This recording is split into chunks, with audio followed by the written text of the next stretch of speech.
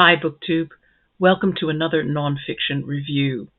Today we are crossing into dangerous territory in terms of subject matter.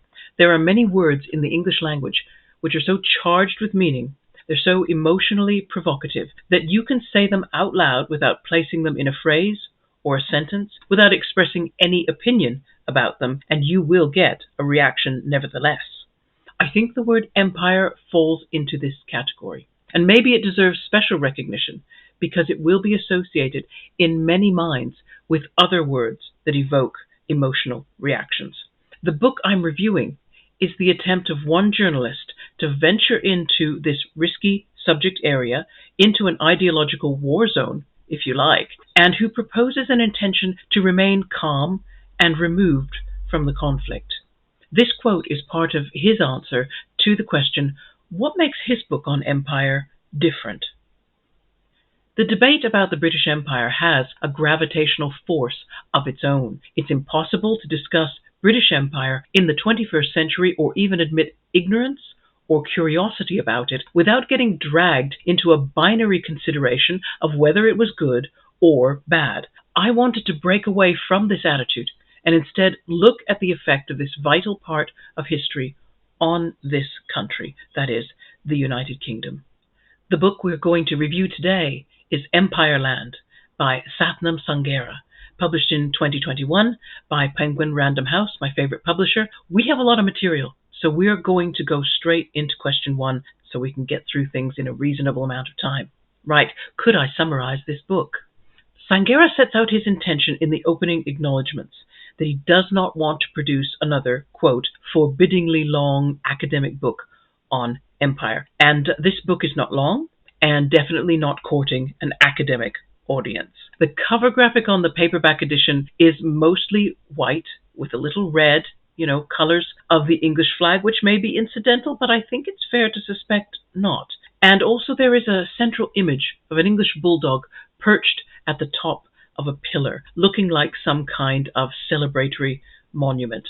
The front and inside cover, as well as the opening pages, are red. They are crowded with review quotes, which include mentions from all the major British newspapers and The Economist, and a host of well-known British authors, journalists, actors, politicians, and historians. From the front, the book seems to be doing its darndest to be Anglo-attractive. But turn to the back, to the last 3 pages, and you will find a series of questions and answers, and you can hear the tone of indignation in some of these questions. What prompted you to write Empireland? There are plenty of books published about the British Empire. What is different about Empireland? What do you hope to achieve with this book?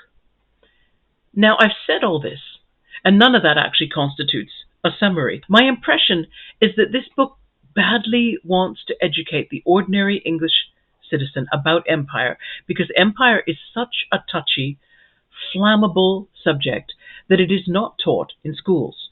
Sanghera cites his own lack of education as an example, and as we'll see from the biography, he went to some impressive schools.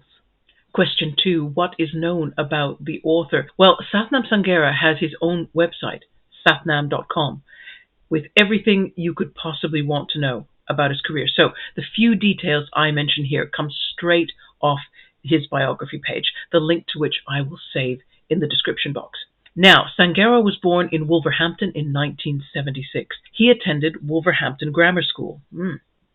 No mean school. And from there went to Christ's College, Cambridge, and graduated with a degree in English language and literature. And since then, it seems, Sanghera has not stopped writing.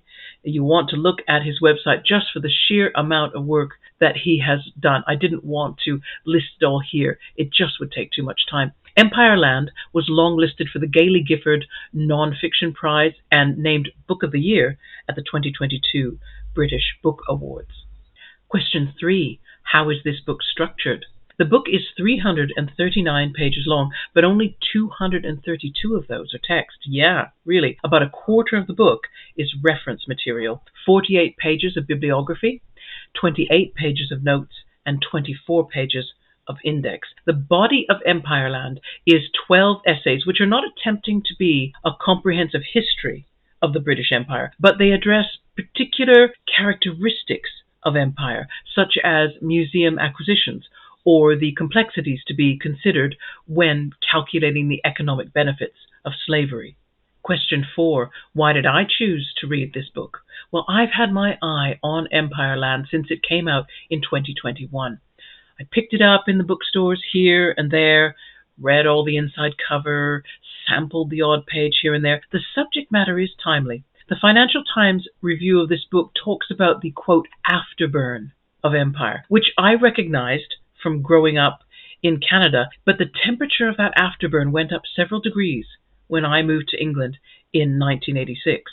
But the most important reason why I wanted to read Empireland, well, I think Sukhdev Sandhu put it best in his Times Literary Supplement interview. Let me quote from that.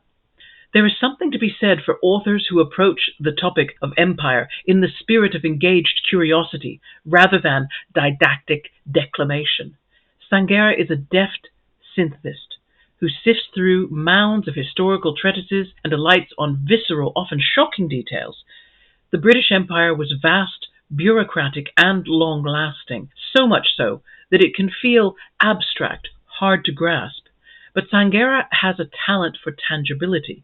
At the same time, he never talks down to his readers, discussing both the slipperiness of his subject. Historians agree that empire was both unplanned and a nebulous construct, and highlighting key historiographical debate. Question 5. How did I get this book, and how much did it cost? The person who watches television, as you know, also loves books, and we share an interest in history and cricket, as it happens, hence the photograph.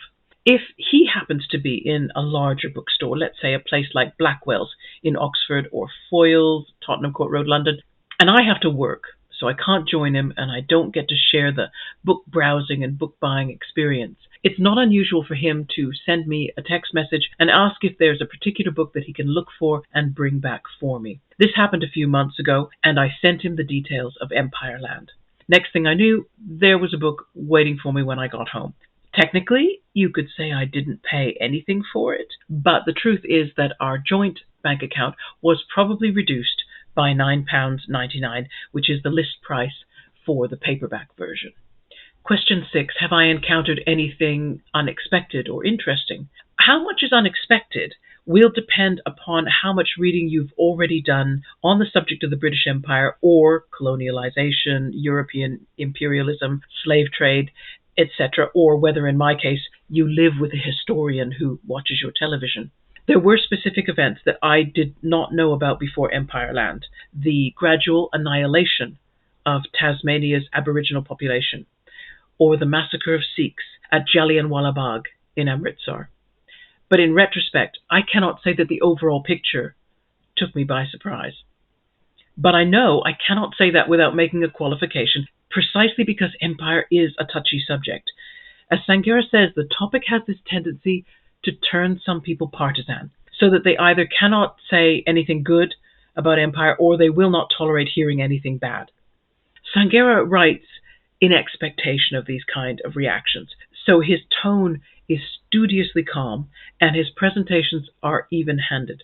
In the chapter titled Dirty Money, Sanghera lists several figures that have been put forward for the amount of capital drained from Africa, India, and the Caribbean by the British. He follows this straight away with several cautions about taking these figures as they stand, and he details the factors which make it difficult to come up with reliable estimates for global colonial activity.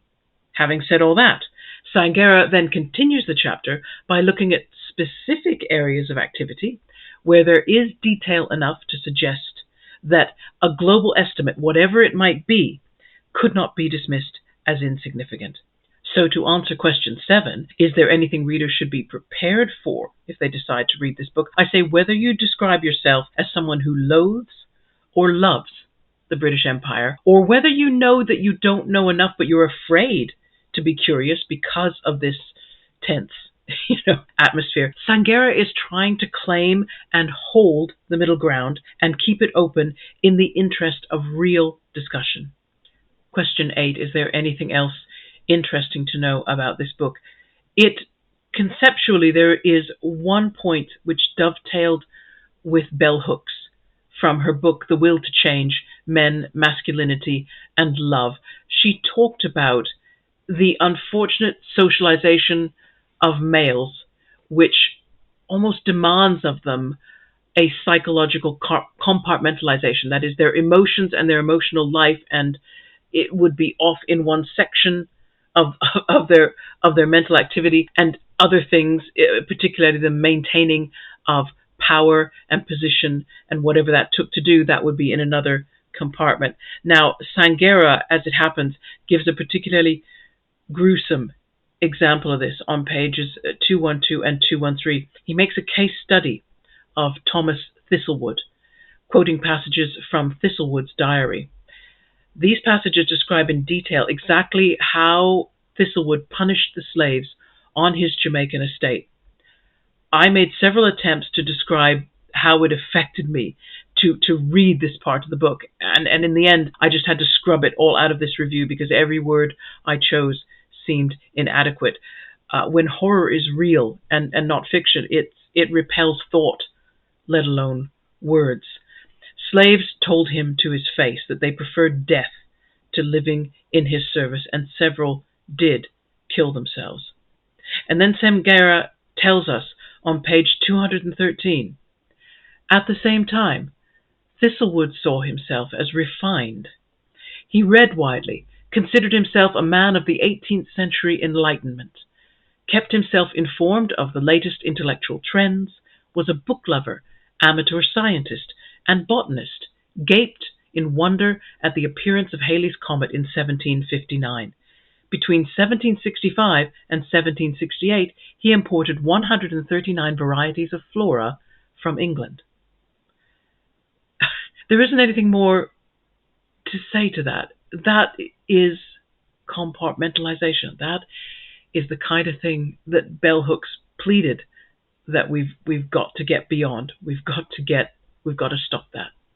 Question 9. Any ideas for related or follow-up reading? I'm going to pick one of the many entries in Sanghera's bibliography, and that's simply because I know the author and I know his expertise. Christian Volmar specializes in transport history, and his 2018 book, Railways and the Raj: How the Age of Steam Transformed India, modifies the myths around colonial infrastructure, which are so prevalent that they've earned their own hashtag, But the Railways. Finally, to sum up, I mean, I never really know until I do the editing, but this has the feel of being one of my longest non-fiction reviews. We shall see. At any rate, I am not going to keep you any longer, BookTube. Thanks so much for joining me. Right, have a good weekend, and I will see you all again on Sunday. Take care. Bye-bye.